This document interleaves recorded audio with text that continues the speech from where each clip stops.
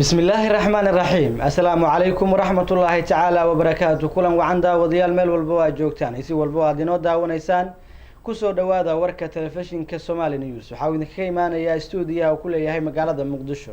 waxaana warka idin soo jeedin doona hadii Allah abooda la waraali ka noqdo anigoo ah Aydruus Maxamuud Iimaan qodobada aad ku daawan doontaan warka iyagana waxaa kamid ah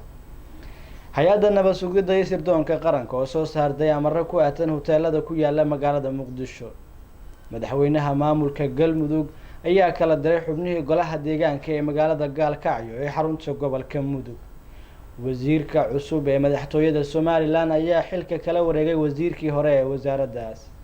dhalinyaro mudadawiciin ayaa ololadii ku deeqis ah ka bilaabay magaalada Muqdisho wafdi uu hogaaminaya wasiirka waqaafta iyo arrimaha diinta ee maamulka Galmudugna waxa ay gaareen deegaano dhaca waqooyiga gobolka Galguduud qodobadaas iyo qodobo kale oo ay ka mid tahay faahfaahin dheeraad ah oo ka soo baxaya diyaarad ku dhacday dalkaasi Suudaan daawadayaal u diyaar garooba qodobadaas aan idin dulmaray oo dhameystiran